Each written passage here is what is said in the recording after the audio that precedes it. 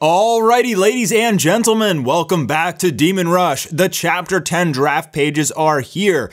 Every month now, we will go through the first 6 sketches and draft pages done by Pedro, similar to the way that Dragon Ball Super does it. I figured it would be a great way to make more content for you guys, as well as give you a little bit of an early tease. And as we can see here, this will start to take place with Soren's training with Oz. So, with Chapter 10, we're going to begin the training arc, as we see our 2 new young adventurers, Soren and Rush, begin to learn how to master Imperium and battle enemies. Now, before we jump into the rest of these draft pages, we just released Volume 3 of Demon Rush, so we now have 3 books out for this series.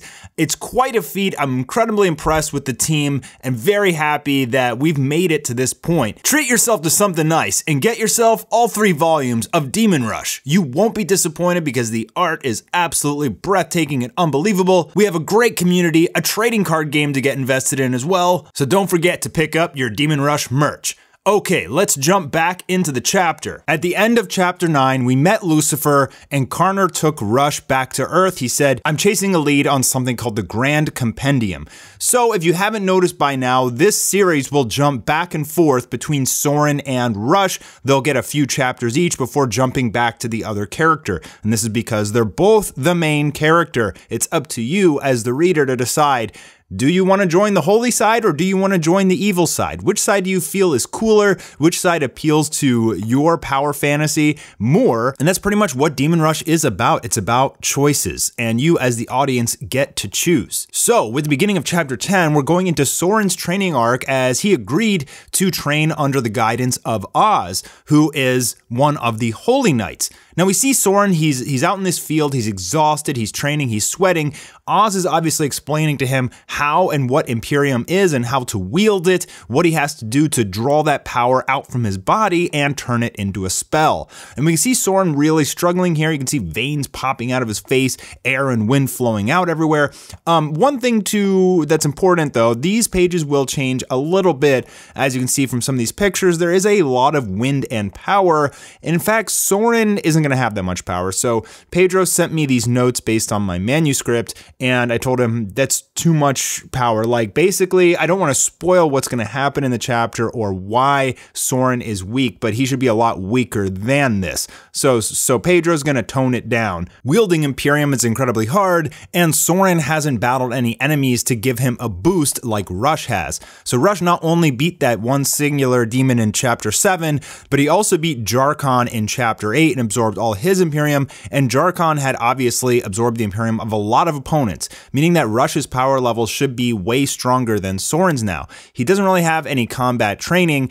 Oz is trying to get him to learn how to grow his Imperium as a muscle, whereas Rush is growing his Imperium through combat. So each side and each faction kind of has their own methods of training. Holy being more resourceful, more with willpower, more with training, whereas evils just kill to get stronger. Now Soren can't really master this spell. He's really struggling. You can see him sweating and everything, and it's just not working. So Oz tells Soren to whip out the feather again and try to turn it into a sword. The feather, Eternus, the sword of Michael. As Michael was being dragged into hell by Algolga, he gave the feather to Soren and said, "This is the beacon of light, the divine blade, Eternus." He gave the feather to Soren, but Soren just doesn't have enough Imperium limit to be able to use it. And every time he chants Eternus and tries to whip out the blade, nothing happens. So he's really struggling here in this chapter. He can't master a spell, he can't use Eternus, and he's determined though. I mean, he has willpower, and he's not just some wimpy weakling that needs to have his hand held like a lot of anime series. Soren is determined. He doesn't want to, I mean, he lost his girlfriend, his city was destroyed, the world is potentially coming to an end. And he's youthful, and he doesn't feel like giving up. He feels like he wants to fight, and so he's giving it his all, but he's still struggling. And in fact, you're going to find out in this chapter, even Oz is perplexed as to why Soren is struggling. With his willpower and his determination, and seeing as how Michael gave him Eternus, there's got to be something special about him, right? But it appears that he just simply cannot master any of these things. And you're going to find out why in this chapter as well. So I don't want to spoil everything else that's going to happen in this chapter. It will be out in about a month or a month and a half. It'll definitely be out before the beta launch. But I just want to talk about a little bit real quick about Soren and Rush and about the development of these characters. So a little bit of self-critique. One thing that I know I have to do, it's incredibly important, and I should have done it a lot earlier, is really establish the characteristics and personality of these two characters in order to get you guys attached. So I was in a bit of a conundrum because there's so much important world building that's required to make the Demon Rush story. And I'm happy that I've been able to at least get the base down. You understand that there's 9 floors of hell. There's Lucifer in his throne room. He's incredibly powerful. The angels are losing, and Soren's going to try to join these holy knights, which are obviously getting decimated by evil. There's not much hope left. And so the groundwork has all been laid, and now I think is a really good opportunity, at least I have to, really embellish on the storylines between these two characters. So there is going to be an anime clip coming for the beta launch where Soren and Rush are going to meet. That will probably happen somewhere around chapter 14 or so, I believe. So I'm going to have kind of like a clip that hasn't even been in the manga yet in anime form for the new 5 or 6 minute anime promo that's coming.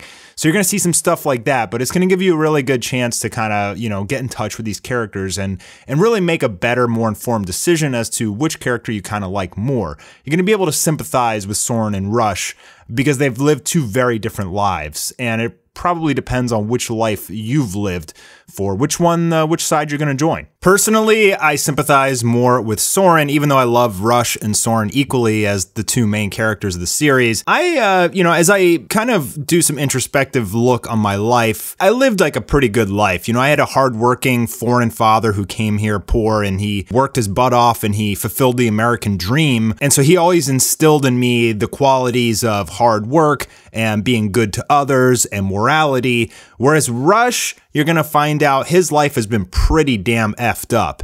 And it's not really his fault the way he is the way that he is. And that's why Soren is basically trying to, befriend him and help him. Soren is privileged and he knows it, but Rush is kind of just infatuated with the power that he's getting right now. In any case, that's the draft pages so far, so let me know what you guys think in the comments down below, and I will see you guys soon for another Demon Rush video.